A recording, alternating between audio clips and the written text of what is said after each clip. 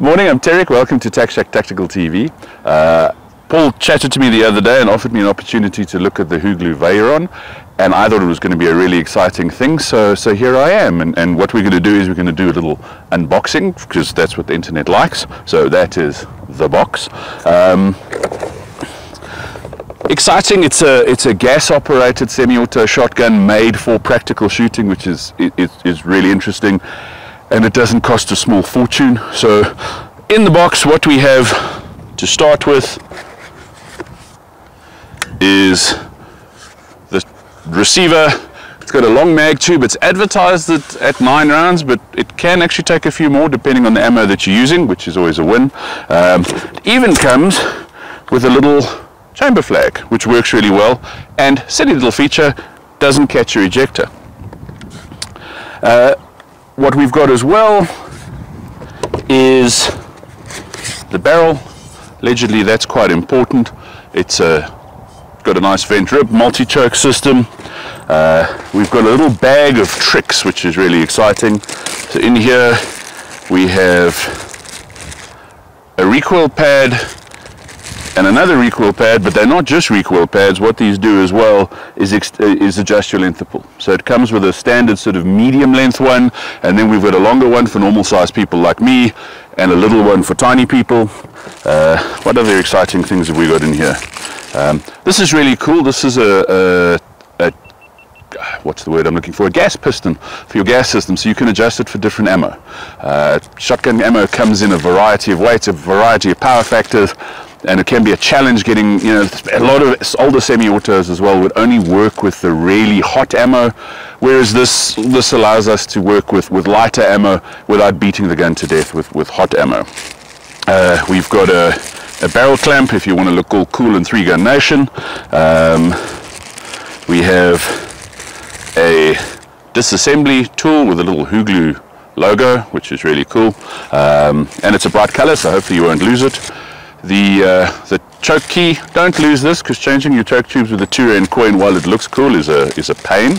And then we've got a series of little widgets and spaces so you can adjust cast and drop and all that sort of cool stuff, because shotgun fit is important. If the shotgun doesn't fit you, I always joke that rifles work on science and shotguns work on magic.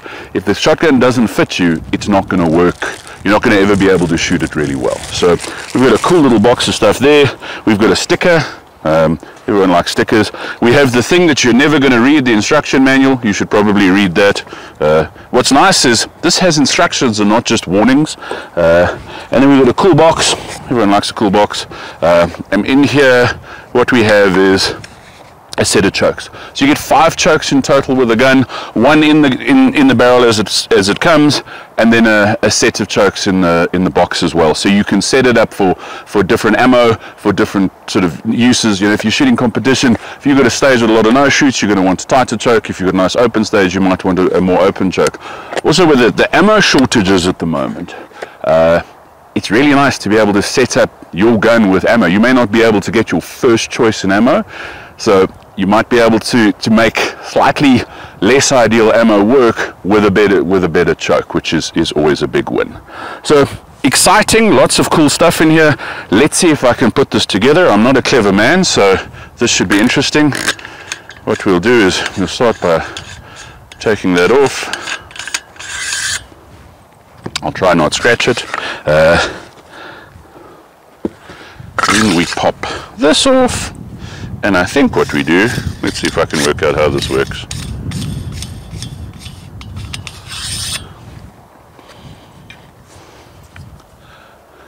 Obviously, for all the safety crazy people, it's in pieces, so I didn't have to chamber check it just yet. So we pop that in there. Everything looks like really nicely polished in that. I don't know if that's worth anything scientifically, but it looks nicely put together. You know, there's not a lot of machine marks. Everything's shiny, and it's always a good thing. It always makes you feel better about things. Ha! I think we're onto something here, ladies and gentlemen, boys and girls.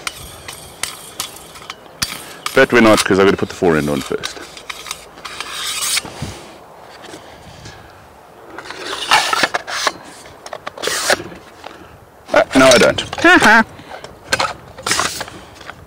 And you thought this was rehearsed.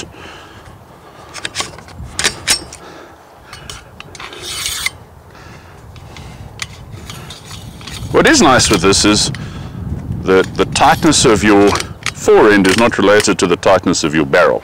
So that's quite a nice little thing. Because people forget to check that things are tight. Just let's make sure that's in there properly. And then we pop this on in the front here. It's got little divots for the ball bearings in there, so it should stay in place quite nicely. It's got a sling swivel, which you're going to cut off immediately.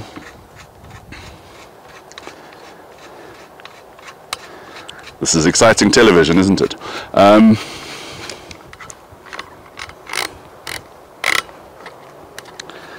And we have it together. We can take that exciting bit off. So there we have the gun in one piece. We've got a nice long extended tube. We've got the vent rib on the barrel. We've got 2 beads, so you can line it up. That's especially nice on sort of slug stages. I'm not a big fan of iron sights, and on a standard gun in IPSC you can't put optics on there. But we've got a fiber optic bead and then sort of an ivory covered mid bead. We've got the stock, which, as we discussed, we can change the lengths on. Safety catch is in front of the trigger, which I prefer, so you can start with your finger nicely on the safety and just run back to the trigger on the beep. We've got the charging handle there. The bolt release is there, so we can lock it open, and then we can drop it there. Mag tube is there, or loading port is there. If you've ever shot competition, you know it doesn't matter what gun we've got. We're going to take it to a gunsmith, and we're going to get him or her to hack that to pieces so that we could load up the gun. Nice slim fore end. It's got some checkering there. We've got some checkering there. So interesting looking gun. I'm super keen to see what this does when we take it out onto the range. But very exciting gun.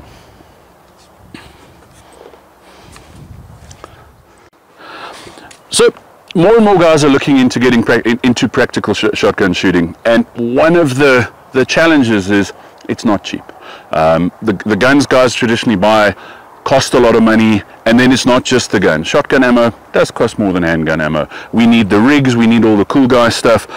What's really appealing here is we've got a gun that seems to work really well at a retail price in May 2022 of just over 15,000 Rand. So for 20 grand, we can probably have the gun ready, cut, any other little mods you want, and have change. And we've got money towards things like a decent shotgun rig, money towards practice ammo, that sort of thing. So we've got a tool that isn't going to make you sell the house and the children so that you can try the sport. And I think that's a big win. Perfect. One of the things that is going to apply to any competition shotgun is you're going to need to cut it.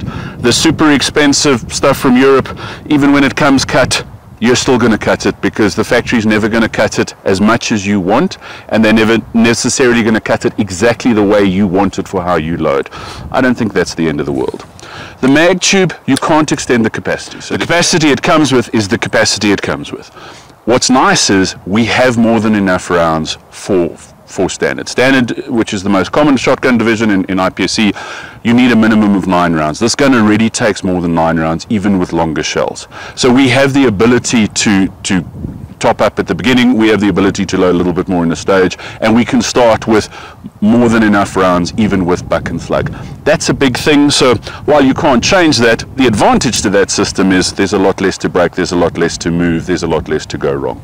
The gas piston that we discussed earlier, the downside to that is you are going to need to change it, though if you're careful with ammo in that as well, especially with there being more practical shooting ammo available, the low recoil buck and slug is going to use the same gas piston as the one that your birdshot uses, so it's really not the end of the world. It's just something to be aware of. I wouldn't want to run it with the lightest one all the time and then shoot 3-inch Magnum slugs, because it's not going to be great for your gun, and obviously a gun's got to work, so we don't want to run too heavy a setup. Aside from that, it seems like a really, really solid system. Positives, and I think there's a lot of them. Big mag tube.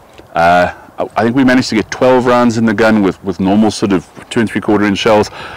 That's really workable for standard. If you're enlightened and you're shooting modified, that's almost the maximum you can fit in the gun anyway. So it really is a big win. I like the two beads. I find it's a little bit easier with slugs and that without the slowing down that you get with iron sights. We've got a really nice slim forend here, which works, which allows us to move. It's got traction, but we can still slide our hand around it to load, and we don't have any humps or anything here. So when we're cutting this port, we don't have to worry about there being a hump on the back of that. I really like the safety in front of the trigger. I prefer it to the safety behind the trigger. I just find it's an easier movement to go from safety onto the trigger. The bolt drop is big enough that it's easy to hit. It's not so big that it's going to accidentally get bumped and messed around.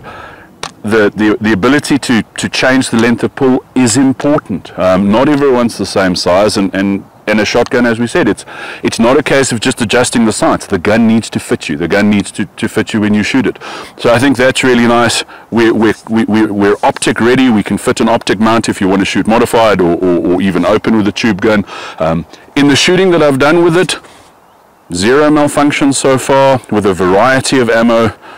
Really, it's been nice to shoot. I was really pleasantly surprised that the gun came out the box with no messing around, with no opportunity to help the gun. We took it out, loaded it, shot it, and it ran with normal 28 gram birdshot. For 15 grand, that's a big winner. So today we're going to be taking the Huglu Veyron out onto the range. We're going to be doing some shooting with a variety of ammo. And how can you resist something called a Veyron? There's a couple of colors available. The one we're going to be shooting today is in the Stealth Tactical Burnt Earth, also known as black.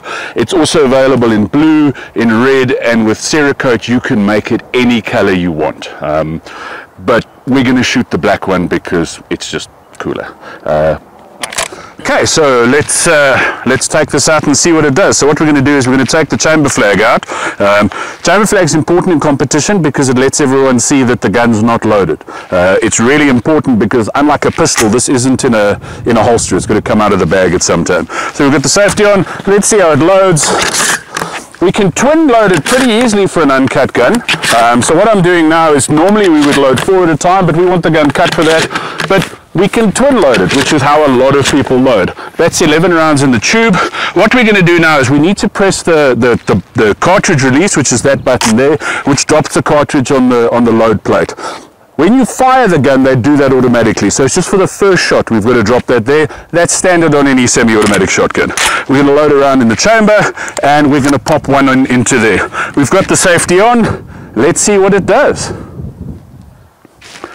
Ready? Everyone got eyes and ears?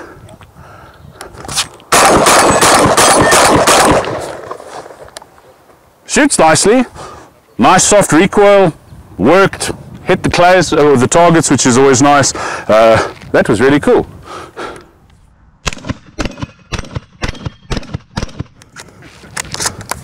Now, what I'm going to do is give myself a safety margin in case I miss.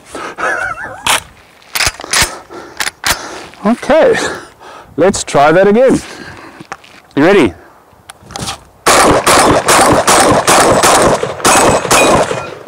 That's why I loaded extra. And it's now empty. It is easier to put the chamber flag in slightly further back, and then it pops in nicely, and muzzle up.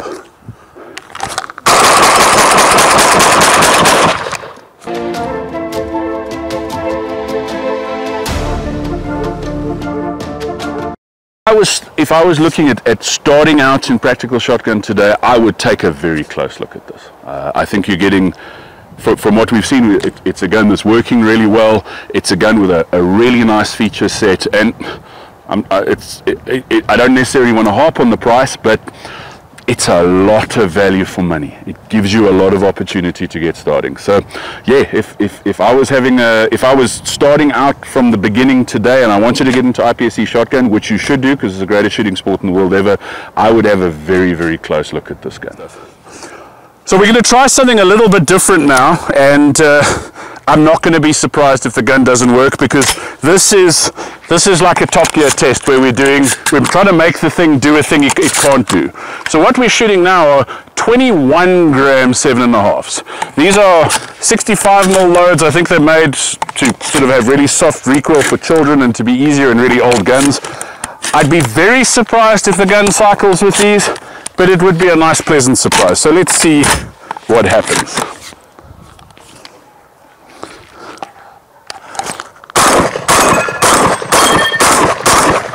Bloody hell, that is really, really impressive. And they've ejected really hard as well. Let's try that again. First, let's unload and put the plates up. So that was really impressive. That was a 21 gram load. We're going to try it again. Where this is nice is they're not going to make power factor for something like IPSC, but if you're looking for a load for a junior or someone who's really recoil sensitive, this is going to enable them to shoot the gun without having to worry about harsh recoil. It's like shooting a 2.2. It's ridiculous. So let's try that again.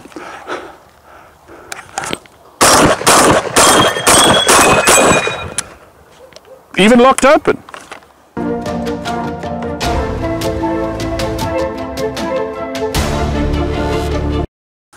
Okay, over here. That's not bad. Okay, we're gonna. It's not bad. Shoots a bit low with this choke.